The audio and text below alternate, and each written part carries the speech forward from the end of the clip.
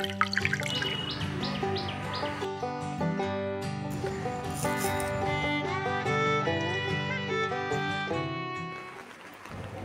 আলাইকুম, সবাইকে অনেক অনেক শুভেচ্ছা জানিয়ে শুরু করছি আমার আজকের নতুন ব্লগ। আশা করছি সবাই অনেক বেশি ভালো আছেন এবং আপনাদের দোয়াতে আমি আলহামদুলিল্লাহ ভালো আছি। আজকে ব্লগটা শুরু করছি সকাল থেকে। প্রতিদিন তো ঘরদোর গোছানো, তারপর নিত্যনৈমিত্তিক কাজগুলো দেখাই। তো আজকে করব বাগানের পরিচর্যা, সেগুলো আপনাদের সাথে শেয়ার করব। আর এখন আসছি সকালবেলা বাগানে। আপনারা তো জানেন আমি সকালে একটা বাগানে আসি।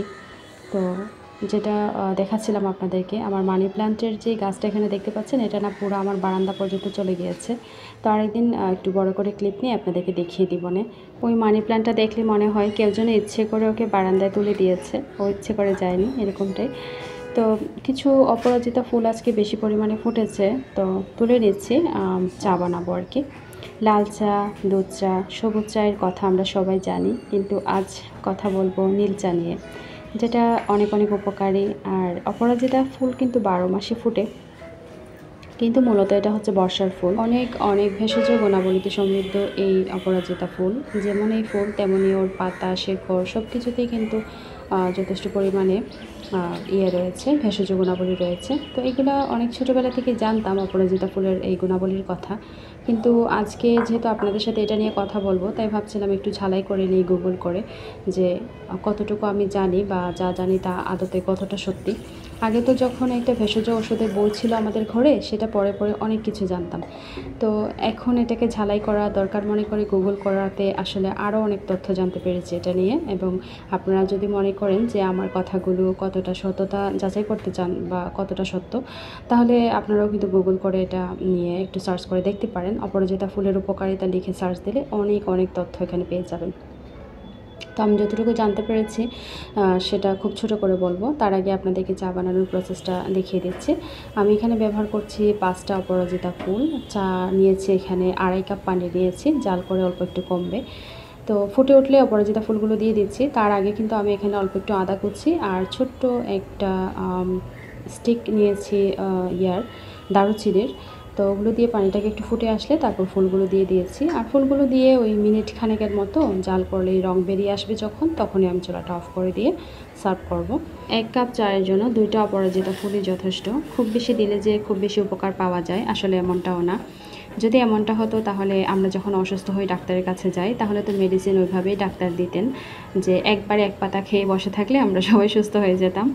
একটা একটা করে 3 বেলা 2 বেলা করে আর খাওয়া লাগতো না, তাই না? তো ওষুধও কিন্তু পরিমাণের চেয়ে বেশি খেলে সেটা কিন্তু বিষ হয়ে যায়। তো এরকমই আর কি, প্রত্যেকটা জিনিসেরই কোয়ান্টিটি মেনটেন করা উচিত যতটা সম্ভব। এই পর্যন্ত অপরাজিতা ফুল নিয়ে যত কিছু জানতে পেরেছি, তার থেকে ছোট্ট একটু ধারণা আপনাদেরকে দিব। এটা হচ্ছে অ্যালঝেইমার রোগের চিকিৎসায় নাকি ব্যবহার করে থাকেন চিকিৎসকরা, কারণ এই ফুলটা নাকি স্মৃতি বর্ধক হিসেবে কাজ করে থাকে। বাজারে কিন্তু প্যাকেটজাত অপরাজিতাও পাওয়া যায়, শুকনো ফর্মে পাওয়া যায়। তো ডাক্তাররা ওটা কিন্তু অনেক সময় সাজেস্ট করে থাকেন, ডায়েটিংয়ে যারা আছেন আর কি, বা ডায়েটিং করতে চান যারা, তাদেরকে যে গ্রিন টির পাশাপাশি এই অপরাজিতা ফুলের চাটাও সাজেস্ট করে থাকেন। শরীরে মেটাবলিজম বৃদ্ধি করে, খারাপ যে কোলেস্ট্রল সেটাকে নিয়ন্ত্রণ করতে সহায়তা করে এই ফুলটা। আবার হার্টকে সুরক্ষা দেয়, চর্বি কমিয়ে ওজন নিয়ন্ত্রণ করতে সহায়তা করে, আবার রক্তে শর্করার মাত্রাও নিয়ন্ত্রণে রাখে। মানে অনেক অনেক উপকার এই ফুলের নির্যাস থেকে আমরা পেতে পারি। শুধু যে এই ফুলের নির্যাস থেকে আমরা পেতে পারি তা না, এর মূল, তারপরে এর পাতা লতা সব কিছু থেকেই কিন্তু ভেষজ গুণাবলী রয়েছে। তো সেগুলো যারা ভেষজ চিকিৎসা করেন তারা অনেক বেশি ভালো জানবেন, বুঝবেন, সেই কোয়ান্টিটি মেনটেন করে তারা সেরকম ট্রিটমেন্ট হয়তো দিয়ে থাকেন। বাট আমি গুগল করে যতটুকু জানতে পেরেছি তাই আপনাদের সাথে আজকে শেয়ার করেছি। ভিলেজ ফ্লেভার থেকে রেশমা আপু জানতে চেয়েছিলেন নীল অপরাজিতা ফুলের চায়ের ব্যাপারে বা এর উপকারিতা সম্পর্কে। তার জন্য বেসিক্যালি আজকে আরও একটু ভাবলাম যে যেহেতু আমি করছি, আপুকেও মেনশন করে দিই। এবং করছি মানে যে আমি কোনো কিছু আসলে ভিডিও আকারে করলে তার সম্পর্কে নিয়ে একটু কথা বলি, এটা আপনারা জানেন। তো এই আর কি, এর চেয়ে বেশি কিছু আসলে আমি জানিও না, যতটুকু জানি আপনাদের সাথে শেয়ার করে ফেললাম। কৃত্রিম লতাপাতা ফুল এই সমস্ত কিছু আমাদের সবার বাসায় কম বেশি থাকে, তো আমার এরকম একটা কচু পাতার মতো একটা গাছ আছে, তো যেটা কিনা ঘরের এক কোণে সবসময় পড়ে থাকে। এক কোণে পড়ে থাকার জন্য যেটা হয়, সবসময় আমার আর চোখে পড়ে না, তো ক্লিন করাও হয়ে ওঠে না। পরশুদিন এটা চোখে পড়লো, তো ভাবলাম বারান্দায় নিয়ে রাখি, যখন সময় সুযোগ পাই তখন চোখে পড়লে আর কি ওটা ক্লিন করা হয়ে যাবে। তো আজকে একটু সময় পেয়েছি, ভাবলাম এটা ক্লিন করে ফেলি। আর এত বেশি ময়লা হয়েছে, যদিও এটা ক্যামেরাতে ধরা পড়ছিল না ময়লাগুলো, কিন্তু অনেক বেশি ময়লা হয়েছে। এটা যদি আমি একটা কোনো কিছু দিয়ে ন্যাকড়া দিয়ে মুছতে যাই তাহলে কিন্তু অত বেশি ক্লিন হবে না। তো একটু শ্যাম্পু গুলিয়ে নিয়ে মোটামুটি লুকওয়ার্ম পানিতে ওই যে পাতাগুলোকে চুবিয়ে চুবিয়ে ভালো করে একটু ডলে ডলে ধুয়ে দিয়ে দিয়েছি, অনেক বেশি ক্লিন হয়ে গেছে। তো পরে এক সময় সেট করে নেব আর কি। এখন রান্নাঘরে চলে আসছি, দুপুরে রান্নাবান্নাটাও তো করতে হবে, সারাদিন শুধু অন্য কাজ নিয়ে পরে থাকলে তো হবে না। তো চলুন আজকের দুপুরবেলায় কী কী রান্না করছি তা আপনাদেরকে সাথে নিয়েই করব, দেখতে পাবেন। চিচিঙ্গা দিয়ে ভাজি করার সময় আমি একটা টিপস ফলো করি, চিচিঙ্গার উপরে যে খোসাটা হয় সেটাকে একটু পাতলা করে কেটে ফেলে দিই, না হলে অনেক সময় ভাজিটা সফট হতে চায় না। তো এরকম করে ছিলে ফেলে দিলে দেখবেন যে চিচিঙ্গার ভাজিটাও অনেক বেশি সফট হয়। আবার যদি চিচিঙ্গা একটু কচি বেশি হয়, সেই ক্ষেত্রে এভাবে কেটে না ফেলে নাইফ দিয়ে একটু চেঁচে ফেলে দিলেও হয়। তো তরকারি রান্নার সময় অনেক সময় নাইফ দিয়ে টেনে ওপরের পাতলা আবরণটা সরিয়ে নিই, আর ভাজি করার সময় অবশ্যই একটুখানি কেটে ফেলি। এটা হচ্ছে সফট চিচিঙ্গা ভাজির একটা টিপস, আমি এটা ফলো করি আর কি। তো এখন যেটা করছি, পেঁয়াজগুলোকে কেটে নিয়ে একসাথে চিচিঙ্গার উপরে দিয়ে দিব, হাতে মাখা একটা ভাজি করব আর কি, ডাল থাকবে সাথে। তো অনেকে আবার এই ভাজিটাকে ওই যে বাগারে দেওয়ার মতো করে করেন, প্রথমে একটু পেঁয়াজ দিয়ে বাগার দিয়ে তারপর কাঁচামরিচ দিয়ে সবজিগুলো দেন। তো আমিও করি, অন্যান্য সবজি দিয়ে ওরকম করি অনেক সময়। আবার হাতে মাখা সবজি করি, যদি চিচিঙ্গা হয় সেক্ষেত্রে ডাল দিয়ে ভাজি করার সময় আমি হাতে মেখে করি, আবার করলা ভাজি হলেও হাতে মেখে করি অনেক সময়। তো আজকে হাতে মেখে করছি, তাই একটু ডিফারেন্ট হয়তো বা আপনাদের কাছে মনে হতে পারে। তার আগে ভাজি তো প্রস্তুত হয়ে গেছে, সেটাকে হাত দিয়ে মেখে নিচ্ছি। প্রথমে সবজিগুলো দিয়ে তারপরে পেঁয়াজ দিয়ে দিচ্ছি, তারপরে দিয়ে দিচ্ছি লবণ। এবার হাত দিয়ে ভালো করে চটকে মেখে দিব, তারপরে এটা আরও অনেক বেশি সফট হয়ে যাবে, আর সিদ্ধ হতেও খুব বেশি সময় নেবে না।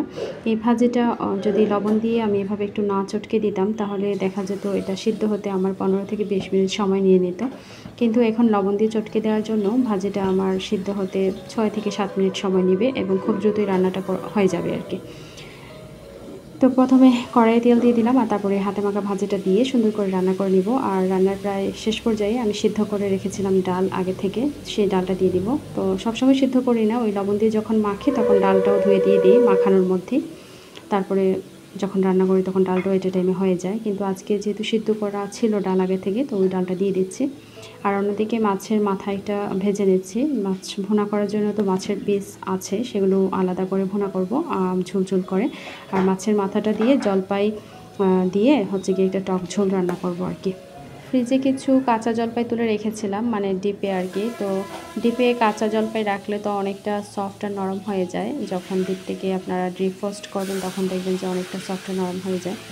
তো সেটাকে কেটে স্লাইস করে ব্যবহার করা যায় না, অনেক সময় গলে যায়। তো আমি যেটা করি, অল্প পরিমাণে জলপাইতে যেহেতু অনেক বেশি টক পাওয়া যায়, তাই স্লাইস না করে হাত দিয়ে চটকে 2টা জলপাই দিয়ে কিন্তু অনেকখানি টকের ঝোল করা যায়, বা ডালে দিলেও কিন্তু ওই চটকে দিয়ে ব্যবহার করা যায় আর কি। আর আমার কাছে থাকা জলপাইগুলো একটুখানি পাকাও ছিল, সেই জায়গা থেকে কিন্তু অনেক বেশি সফট। তো আপনারা দেখতেই পাবেন যখন রান্না করব, আপনাদেরকে অবশ্যই দেখাবো। আর এই যে ভাজিটা এখন মোটামুটি হয়ে এসেছে, এখন আমি ডালটা দিয়ে দিব আর কি। ডাল দিয়ে আরও কিছুক্ষণ রান্না করব, 3-4 মিনিটের মতো, তারপর হয়ে যাবে। অনেক বেশি টক জলপাই, তার জন্য 2টাই নিয়েছি, বেশি নেব না। আর মাছের মাথা এটা দিয়ে যে ঝোলটা করব সেটা একদম পারফেক্ট হবে। এর চেয়ে বেশি জলপাই দিলে আবার বেশি টক হয়ে যাবে। তো একটু চটকে নিচ্ছি, আর মাছের মাথাটাকে 3টা পিসের মতো করে ভেঙে নিচ্ছি আর কি। পাকা জলপাই দিয়ে সিজনের সময় এরকম মাছের মাথা দিয়ে অথবা ইলিশ মাছের মাথা দিয়েও কিন্তু টকের ঝোল রান্না করা যায়, আবার ছোটো মাছ দিয়েও টকের ঝোল রান্না করা যায়, এটা কিন্তু অনেক বেশি মজা হয়। আর এখন আমি টকের ঝোলটা রান্না করার জন্য এখানে একটুখানি পেঁয়াজ কাটা, পেঁয়াজ বাটা, এই সমস্ত কিছু দিয়ে দিয়েছি, একটু হলুদের গুঁড়া, মরিচের গুঁড়া, আর প্রথমে ফোড়নে দিয়েছিলাম হচ্ছে 5 ফোড়ন আর কি, 5 ফোড়ন দিয়ে তেলের মধ্যে, তারপর হচ্ছে এরকম করে রান্নাটা করছি। যে কোনো ধরনের টকের ঝোল করার সময় এই জিনিসটা একটু খেয়াল রাখবেন যে টক ঝোলগুলো তো পাতলা হয়, তাই না? তো আমরা তো স্লাইস করে টক জিনিসগুলো ব্যবহার করে থাকি, যেমন জলপাই, আম, কাঁচা আম, এগুলো কিন্তু স্লাইস করে আমরা ইউজ করে থাকি, যার জন্য গ্রেভিটা অত বেশি ঘন হয় না। সেই ক্ষেত্রে যদি আমরা একটু জাল করে নিয়ে এর থেকে টক পানিটা ফেলে দিয়ে কিছুটা অংশ যদি চটকে দিই, তাহলে কিন্তু গ্রেভিটাও একটু ঘন হয়, আর খেতেও কিন্তু অন্যান্য টক ঝোলের চেয়ে, পাতলা ঝোলের চেয়ে কিন্তু এই ঝোলটা খেতে আরও একটু বেশি মজা হয়। অন্য চুলাতে আমি মাছের ঝোল করার জন্য যে মশলাটা কষিয়েছি বা ভুনে নিয়েছি, সেটার মধ্যে ঝোল দিয়েছিলাম পর্যাপ্ত পরিমাণে, ওটা বলক চলে এসেছে। আর এখন মাছগুলো দিয়ে আমি রান্নাটা কমপ্লিট করে নিচ্ছি। রান্না করছি কালীঘণ্যা মাছ, কালীঘণ্যা মাছের ঝোল। আপনারা কি মাছ বলেন কালীঘণ্যা মাছকে আমার জানা নেই, বা এর অন্য কোনো নামও আমার জানা নেই। যদি আপনারা অন্য কোনো নামে এই মাছকে বলে থাকেন তাহলে আমাকে জানাতে পারেন, এতে করে আমার জানার জগৎটা আরেকটু সমৃদ্ধ হবে আর কি। সবজি থেকে যে খোসাগুলো বের হয়েছে সেগুলো দিয়ে গাছের যত্ন আমি কীভাবে নিই সেটা আপনাদেরকে আজকে একটু দেখিয়ে দেব। এখানে আমার মনস্টেরা গাছগুলো দেখতে পাচ্ছেন। মনস্টেরা গাছগুলো অনেক দিন আগে কিনলেও এর কিন্তু পর্যাপ্ত পরিমাণ বাড়েনি। কারণ একটাই, আমি এর যথাযথ যত্ন নিতে পারিনি। গাছের যত্নও লাগে, কিন্তু টবের গাছে বিশেষ করে একটু বেশি যত্ন লাগে। তবে মনস্টেরাগুলো যখন থেকে কিনে এনেছিলাম তখন থেকে ওই অযত্নে অবহেলায় ফেলেই রেখেছিলাম, তার জন্য আর বাড়েনি। এবারে করেছি কি, এটাকে একটু নজর দিয়েছি এটার দিকে, যে না এই মনস্টেরাগুলোকে মানে করে তুলতে হবে। এখানে 2টা কিনে এনে একটা মনস্টেরাই কিনেছিলাম, একটা থেকে ডাল কেটে নিয়ে আরেকটা টবে লাগিয়ে দিয়েছিলাম আর কি। এর ভিতরে মনস্টেরাগুলো 2 থেকে 3 বার মরেও গিয়েছিল, তারপর আবারও কুশি দিয়ে নতুন করে জেগে উঠেছে আলহামদুলিল্লাহ।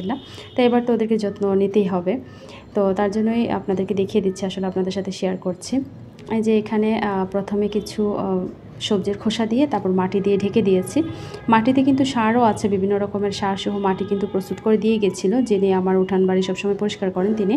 তো সেই প্রস্তুত করা মাটি থেকে কিছুটা মাটি এনে উপরে দিয়ে দিয়েছি, কারণ বৃষ্টিতে টবের মাটিগুলো কেটে গেছে অনেকটাই, মাটিরও প্রয়োজন আছে, তাই উপর দিক থেকে ছড়িয়ে দিয়েছি।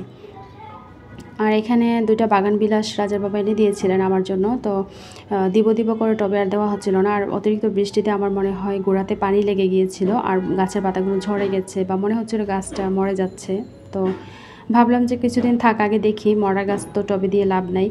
এখন দেখি যে আবার নতুন করে 2-4টা পাতাও ছেড়েছে, তো এখন দিয়ে দিচ্ছি। আর মাটির মধ্যে অনেকগুলো পিঁপড়া পোকা হয়ে গেছে, এগুলো যদি আবার গাছটাকে খেয়ে ফেলে, মানে গাছের গোড়ার অংশটা দাঁত দিয়ে কাটে, তাহলে হয়তো বা গাছটা মরে যাবে। এই ভাবনা থেকে পিঁপড়াগুলোকে মারার জন্য বা পোকাগুলোকে মারার জন্য বেসিক্যালি এটা দিচ্ছি। অনেক সময় হয় না, গাছগুলো আধমরা হয়ে থাকলে ওই গাছের যে স্কিনটা থাকে সেটা কিন্তু পোকারা বা ফাঙ্গাসের আক্রমণ হয়।